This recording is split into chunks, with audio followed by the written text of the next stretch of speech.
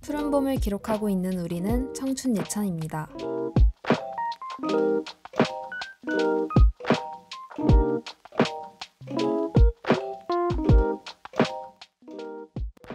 늦었다고 생각할 때가 진짜 너무 늦었다.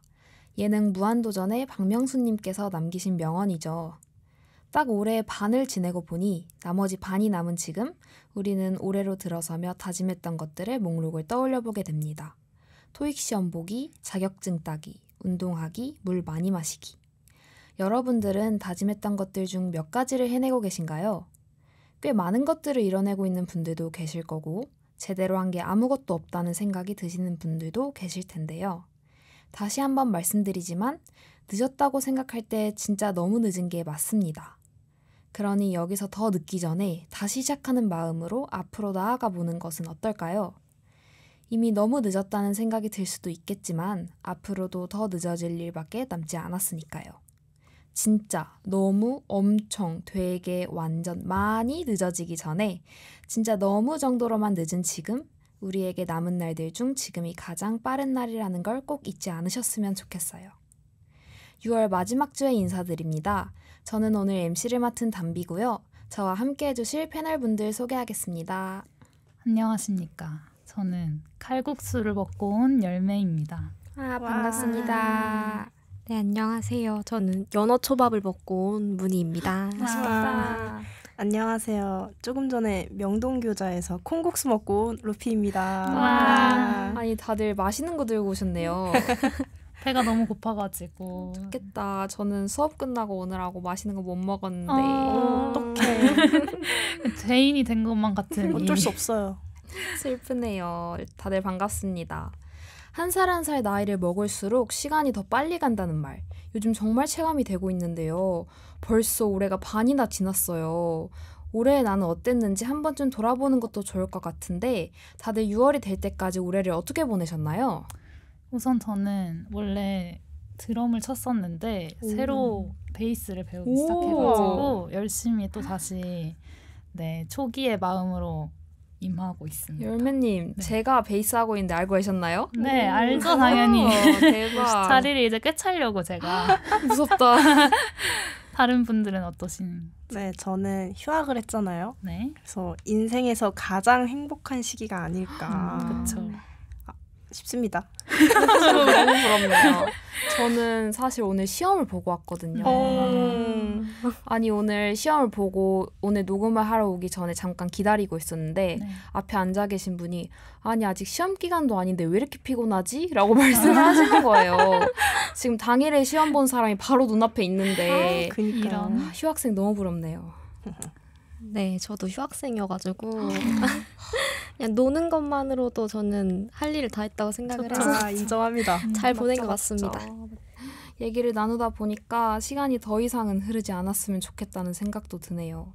하지만 또 한편으로는 지나온 시간이 있기에 우리가 이렇게 변하고 달라질 수 있었던 게 아닌가 싶어서 마음이 뭉클해지기도 하는데요. 지금까지 잘 살아왔다. 앞으로도 잘 살아보자. 스스로를 다독이며 위클리 청춘 시작해볼게요. 6월 넷째 주 청춘 이슈 3위는 바로 30분 앞당겨진 지하철 첫 막차 소식입니다. 서울시가 오는 8월부터 환경미화원 등 새벽 노동자들을 위해 서울 지하철 1호선부터 8호선까지 첫차 시간을 기존보다 30분 앞당긴 오전 5시로 조정한다고 합니다. 첫차가 앞당겨지면서 막차도 똑같이 30분 앞당겨진다고 하는데요. 이로 인해 직장인들을 중심으로 불만이 쏟아져 나오고 있습니다. 특히 경기도와 인천 등 수도권에 살고 있는 직장인들은 늦게까지 일하는 사람들은 대중교통 이용을 포기하란 말이냐며 분통을 터뜨리기도 했다고 하네요. 서울시가 첫차 시간을 30분 앞당기면서 막차 시간까지 조정한 것은 지하철 운행을 위해 필수적으로 보장돼야 하는 유지보수, 정비시간 확보 때문인데요. 지하철 막차 운행 시간을 앞당기면 야근 노동자들이 지하철을 타고 집으로 갈 수 있는 기회가 박탈될 수 있겠죠. 서울시는 막차 시간 단축으로 지하철 이용이 어려워지는 승객은 심야 M버스 또는 시내버스를 이용하면 된다고 하는 입장이라고 합니다.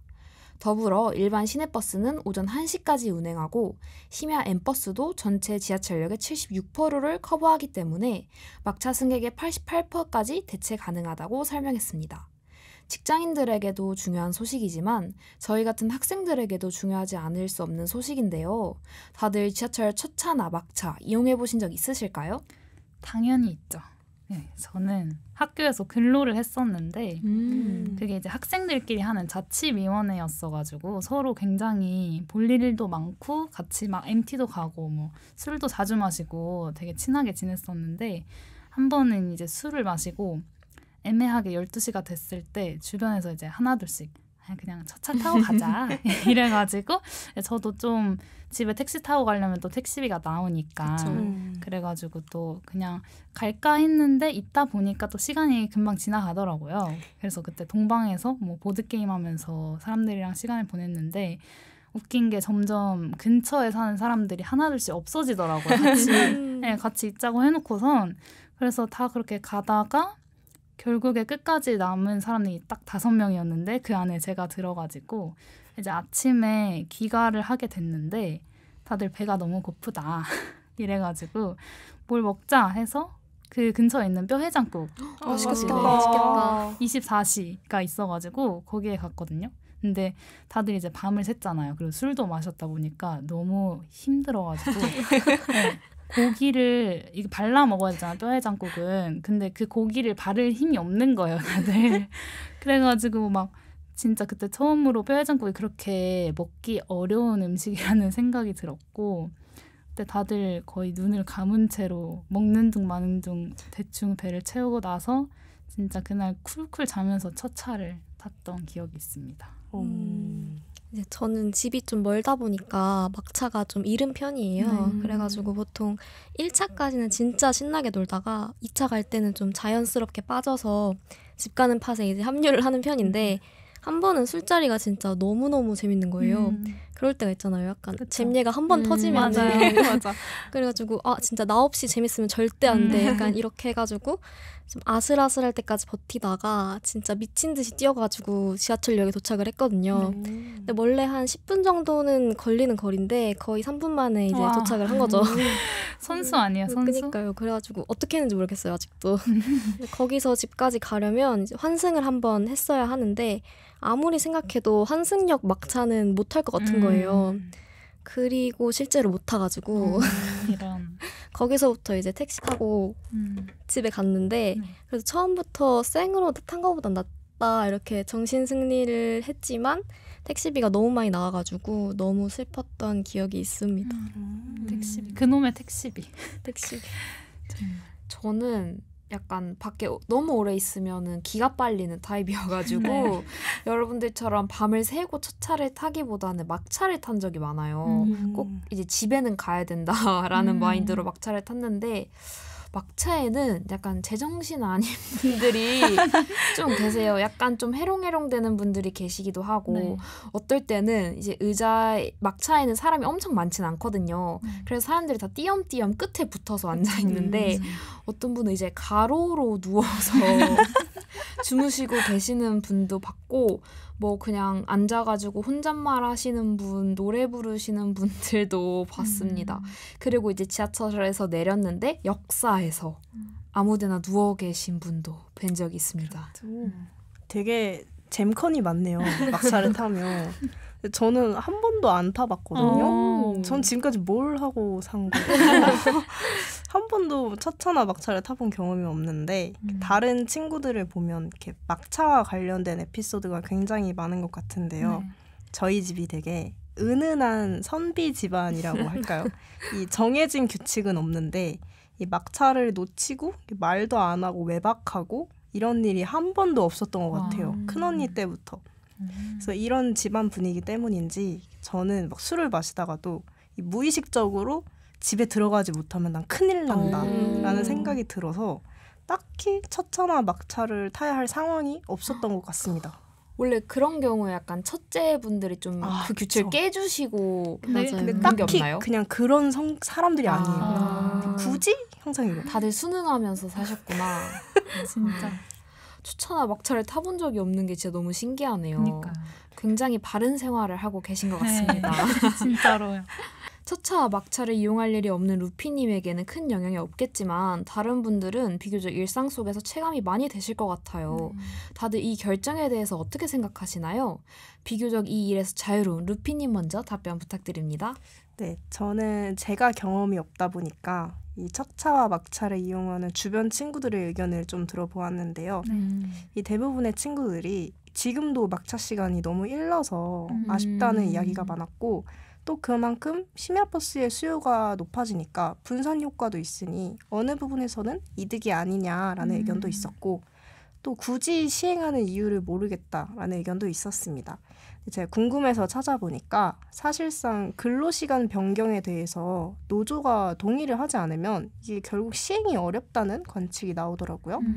그래서 뭐 어떤 결과가 나오든 다수에게 이익이 되는 좀 합당한 결과가 나왔으면 좋겠는 따름입니다. 네, 저는 사실 이미 막차 시간이 빠르다고 느껴질 때가 많았어요. 특히 이제 공연이나 술자리에서 이제 막 분위기가 올라올 때쯤 집에 가야 될 때 진짜 아쉬운 순간들이 많았거든요. 그쵸. 그래서 이제 처음 소식을 들었을 때는 좀 아쉽다는 생각이 먼저 들긴 하더라고요.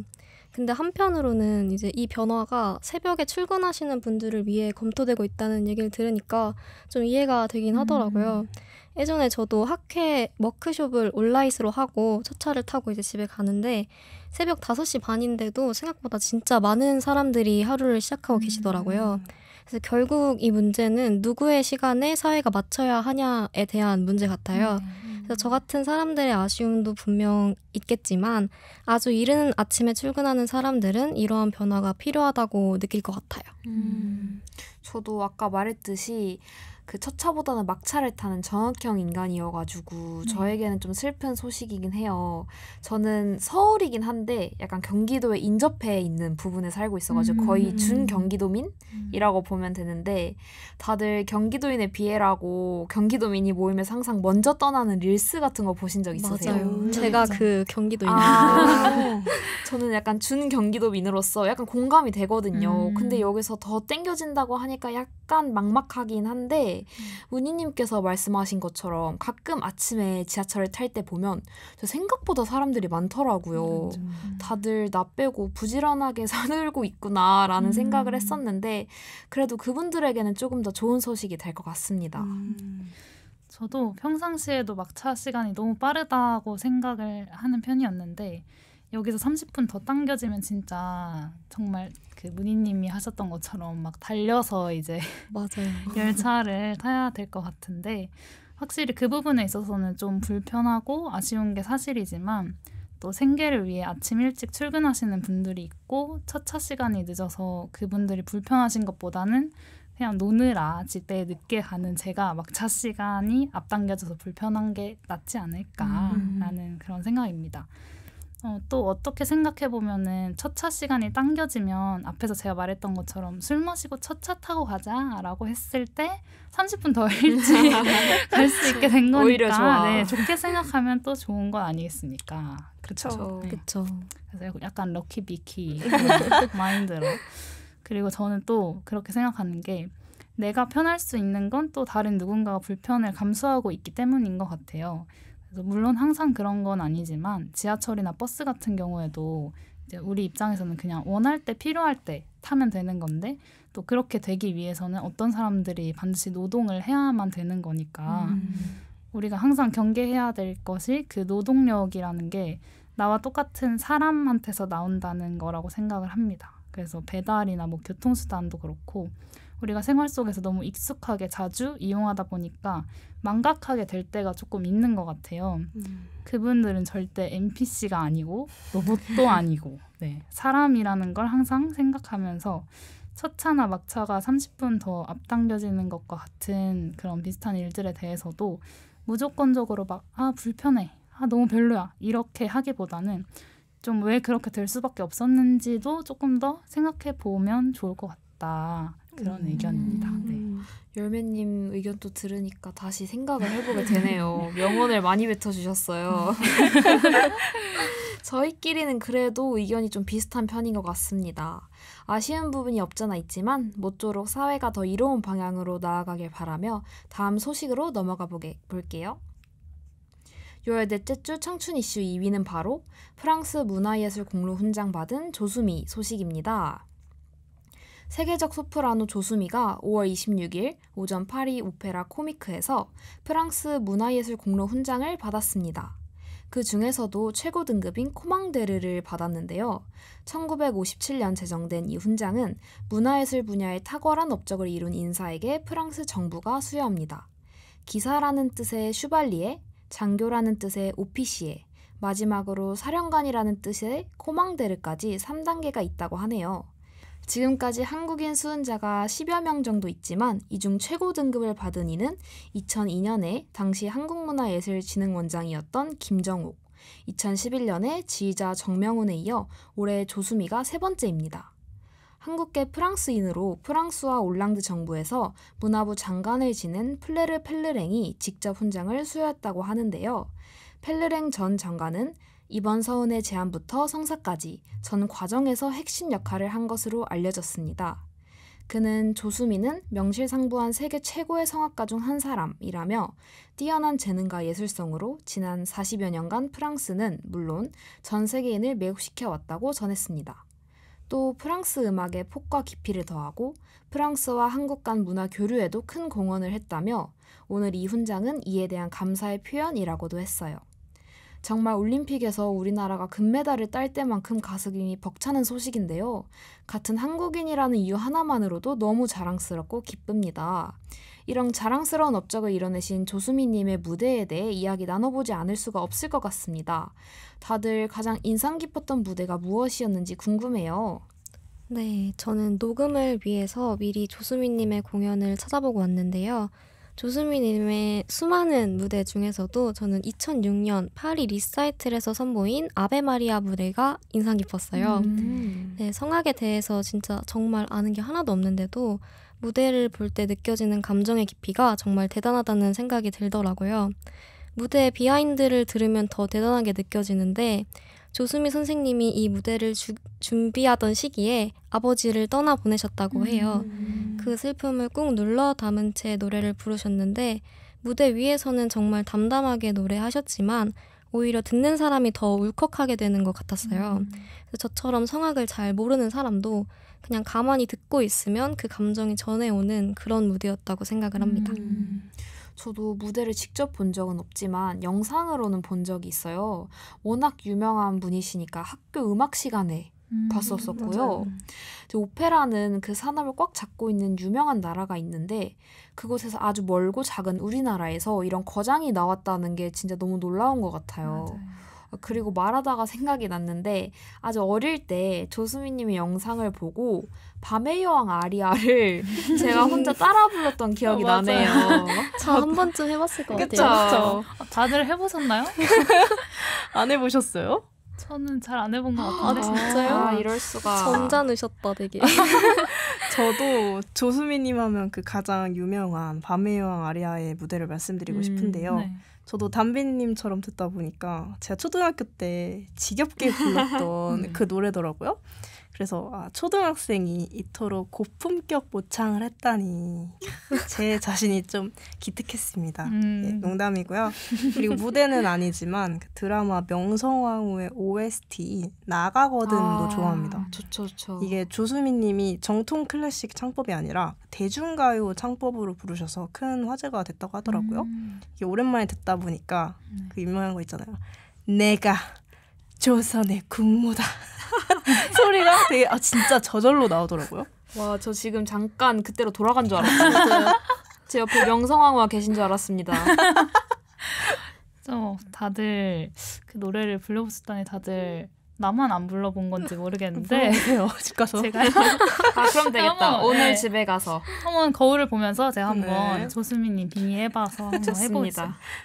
저는 2014년 러시아에서 부르셨던 이탈리아 거리의 노래 무대가 제일 인상적이었던 것 같은데 저는 오페라 하면은 굉장히 경직된 분위기나 뭔가 되게 심오한 분위기만을 떠올렸었는데 이 공연을 보니까 마치 축제처럼 다들 되게 재밌게 즐기고 있더라고요.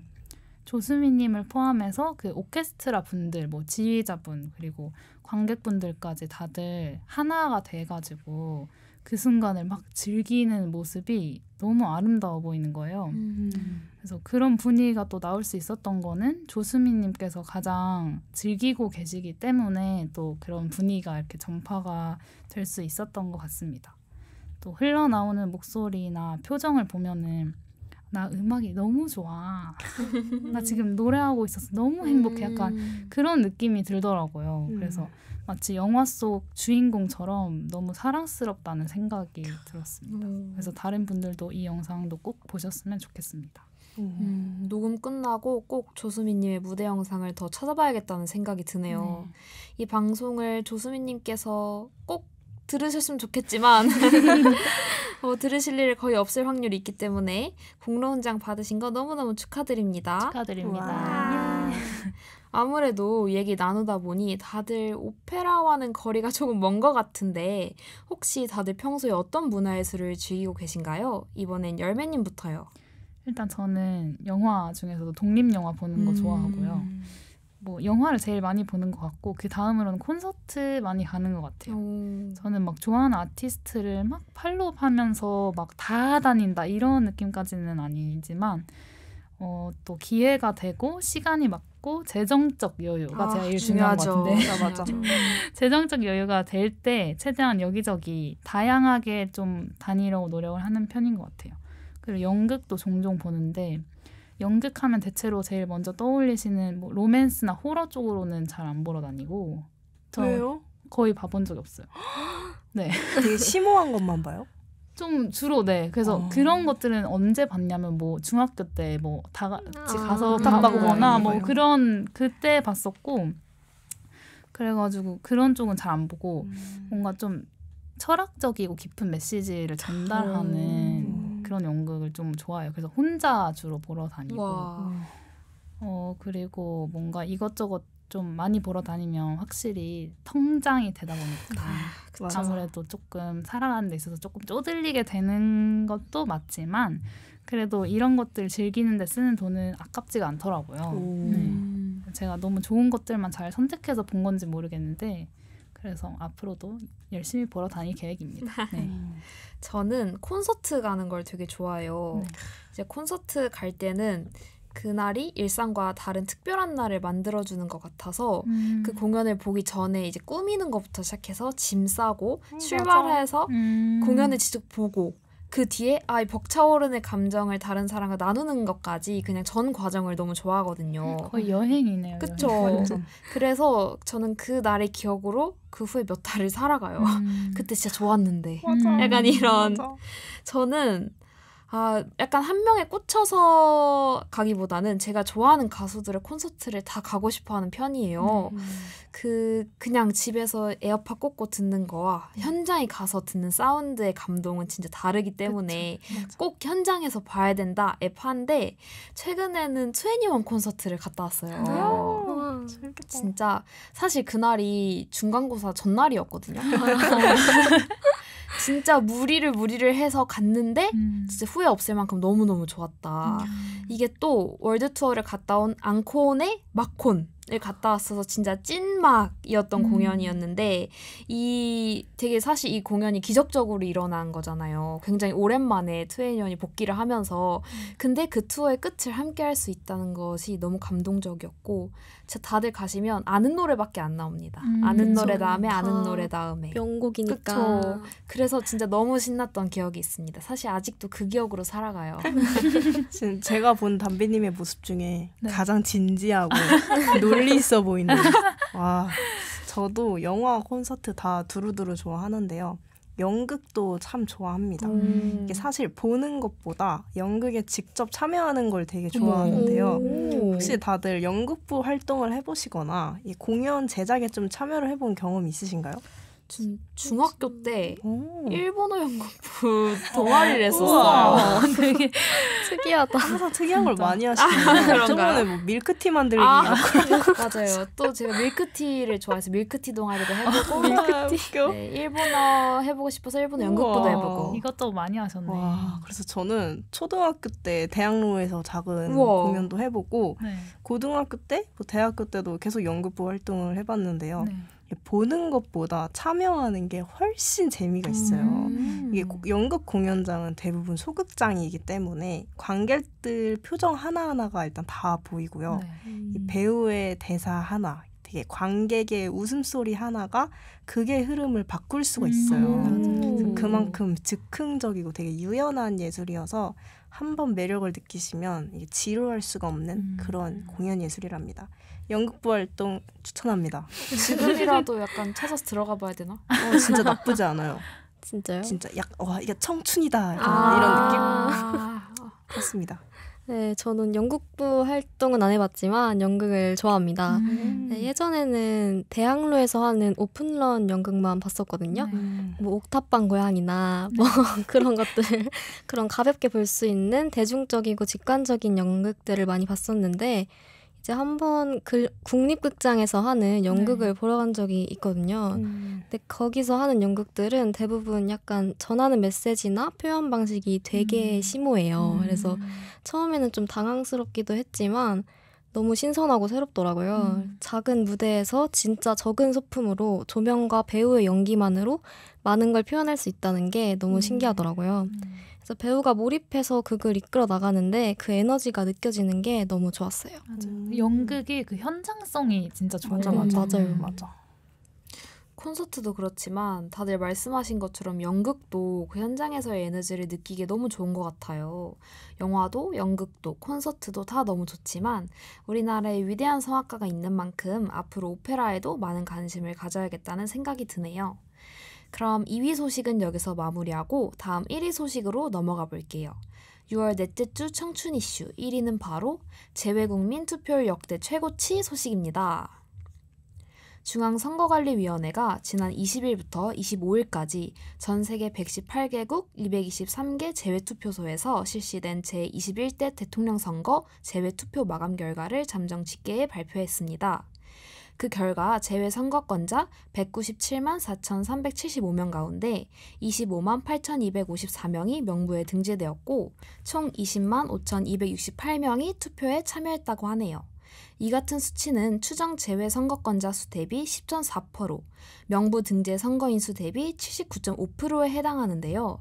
제외 투표지는 외교 횡랑을 통해 인천공항으로 보내지고요. 국회 교섭단체 정당이 추천한 참관인이 입회한 가운데 회송용 봉투를 확인하고 등기 우편으로 관할 구, 시군, 선관위에 보내 투표 당일 국내 투표와 함께 개표합니다.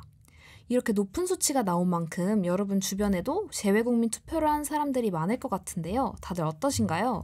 네, 저는 주변에 교환학생이나 워킹홀리데이를 간 친구들이 꽤 많아요. 그래서 재외국민 투표 기간에 인스타에 투표 인증샷을 찍어 올리는 친구들이 많더라고요. 또 어떤 친구는 재외국민 투표장이 자기가 사는 동네에서 꽤 먼데도 시간을 다녀왔다고 하더라고요. 이게 한국에 있는 것처럼 막 아파트마다 있고 이런 게 아니니까 네, 그렇죠. 거의 막 왕복 4시간이 걸렸다고 하던데 진짜 한국을 떠나서도 이렇게 정치에 관심을 가지는 게 너무 대단하고 멋있게 느껴지더라고요. 저는 제 주변에는 진짜 한 명도 없었고요. 대신 SNS를 보는데 이 재외국민 투표 관련 기사를 확실히 이번에는 많이 뭔가 접할 수 맞아요. 있었고 여기저기에서 언급이 많은 것 같아서 이번 대선을 향한 관심이 확실히 뜨겁구나라는 것을 느낄 수 있었습니다. 저도 문희님처럼 이번 학기에 유독 주변에 교환을 간 친구들이 많았어요. 그래서 인스타에서 재외국민 투표 인증 스토리를 엄청 많이 봤던 것 같아요. 이제 그걸로 얘 지금 해외에 있네? 라는 소식을 볼 수도 있었던 것 같습니다. 저도 주변에 꽤 많이 있었던 것 같아요. 그래서 인스타 스토리에서 되게 많이 봤고 보면서 와 외국에서 투표한다는 거 어떤 기분일까 좀 맞아요. 그런 궁금하기도 하고 또 부럽기도 하고 그런 느낌이 들었습니다. 네. 언제나 대선은 중요했지만 특히나 이번 대선이 확실히 중요하구나 하는 생각이 드는데요. 다들 이번에 사전투표 하셨나요? 본투표 하셨나요? 우선 저는 원래 사전 투표를 하려고 했는데 그날 예상보다 일정이 너무 늦게 끝나는 바람에 본투표 날 했습니다. 투표하려고 열심히 투표 인증지를 뭐로 할지도 고민했어요. 다른 분들은 어떠신가요? 저도 본투표 날에 했고 그날 출근을 하긴 했는데 4시 출근이어가지고 가족들이랑 이제 같이 오전에 투표를 하고 맛있는 거 이제 먹고 출근을 했습니다. 그래서 투표 날마다 저는 가족들이랑 마실 다녀오듯이 이렇게 도람도람 다 같이 가서 투표를 하고 또 맛있는 거 먹고 이러는 게 일종의 소확행이 된 것 같아요. 네. 저는 근처 투표장을 찾아보니까 사전 투표장보다 본 투표장이 훨씬 가깝더라고요. 그래서 본 투표 날 딱히 다른 일정이 없기도 하고 그래서 본 투표 날에 했습니다. 근데 뭐 사전 투표 기간에 인증샷이 엄청 올라오는 네. 거예요. 그래서 왠지 모르게 나도 빨리 하러 가야 될 것 같은 느낌. 막 조급해졌지만 귀찮음을 이기지 못하고 본 투표를 했습니다. 저도 항상 본투표를 해온 편인데요. 네. 근데 사전투표 날에 친구를 해외에서 만났는데 친구가 아까 사전투표를 하고 왔다는데 한옥에서 하고 왔다는 거예요. 그래서 한옥에서 투표를 했다고? 이 특별한 기회를 내가 놓칠 수 없지라는 생각에 저도 후딱 해화동 주민센터에서 사전투표를 우와. 했답니다. 이 사전투표는 그 투표를 한 뒤에 투표 용지를 봉투에 넣어서 이 밀봉을 한 다음에 해당 주소지로 우편을 보내는 시스템이더라고요. 제 인생에서 좀 사전투표는 처음이어서 굉장히 기분이 색달랐습니다. 한옥에서 투표하는 거 진짜 너무 낭만 있네요. 그러니까요. 저는 항상 사전 투표를 했었어요. 네. 그래서 이번에 거의 처음으로 본 투표를 하게 됐는데 친구 블로그를 보다가 그 친구는 사전 투표를 했는데 뭐 자기 모교에서 투표를 했다 이런 식의 글을 봐가지고 갑자기 저도 모교에 가서 투표를 하고 싶은 거예요. 저도. 그래서 그날 근데 되게 더웠어요. 또 심지어 아까 제가 투표 인증종이 뭘로 할까 엄청 많이 고민했다고 했잖아요. 네. 열심히 뽑으러 막 프린팅 박스의 위치를 찾아서 갔습니다. 갔는데 거의 고장이 났다는 거예요.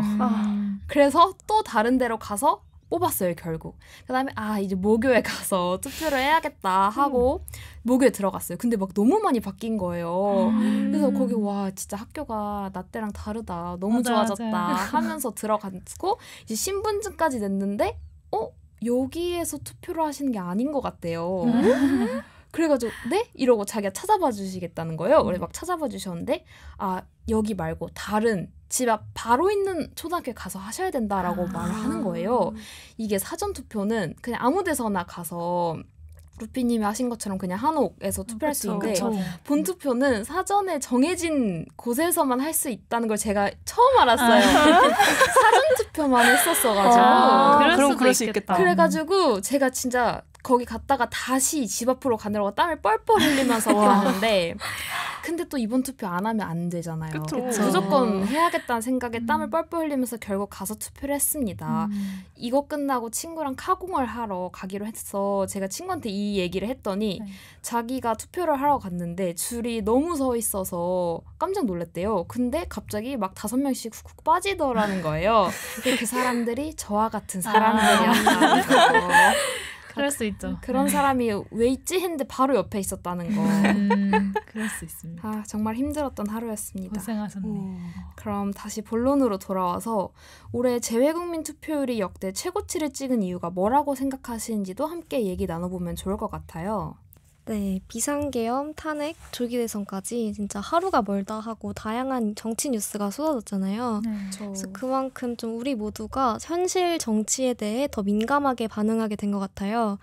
저도 솔직히 그 전까지는 정치에 큰 관심이 없었거든요. 근데 이번 일을 겪으면서 정치에 무관심하면 결국 그 피해는 우리가 감당하게 되는구나 이런 생각이 들더라고요.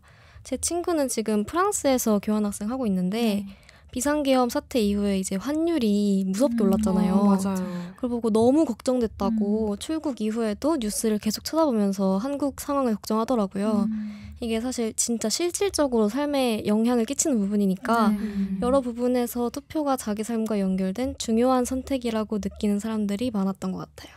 아무래도 이번 대선이 임기를 끝마치고 자연스럽게 다가온 대선이 아니라 큰 일을 겪은 후에 찾아왔기 때문에 다들 그 중요성을 크게 느끼고 있는 것 같습니다. 그리고 저번 대선의 결과가 굉장히 근소한 차이로 나오게 됐잖아요. 그래서 자신의 한 표 한 표가 더 중요하다는 것 또한 크게 인식되지 않았나 싶습니다. 네, 저도 문희님이나 담비님이 생각하시는 것처럼 뭐 탄핵, 조기 대선 뭐 이런 이유인 것 같은데요. 저는 이렇게 다른 걸 다 떠나서 이번 사건이 되게 전 국민의 정치적 관심을 불러일으킨 데에는 정말 큰 일을 하지 않았나라는 생각이 듭니다. 물론 긍정적인 뜻에서요. 그래서 국내뿐만 아니라 이렇게 먼 나라에서도 우리도 뭐 대한민국 국민이고 민주주의에 속해 있는 유권자라는 사실을 표현하고 싶어 하시는 그런 재외국민 분들의 의지로 보여서 이번 재외국민 투표율이 상당히 의미가 있었다고 생각합니다. 네. 약간 사실 해외에서 지내다 보면 한국의 정치에 또 관심을 갖기 어려워질 수도 있잖아요. 그쵸. 아무리 한국인이라고 해도 눈앞에 전혀 다른 세상이 이렇게 펼쳐져 있으니까 한국 이슈까지 챙겨가면서 살기 좀 힘들 것 같다는 생각도 드는데 이번에는 타지에서 지낸다고 해도 관심을 갖지 않기가 오히려 어려울 만큼 한국에서 너무 중대한 사건이 있었고 또 그래서 외국에서도 일부러 시간을 내서 투표를 할 수밖에 없었을 것 같습니다. 외국에서 지낸다고 해도 가족들이 이제 또 한국에 계신 분들이 있잖아요.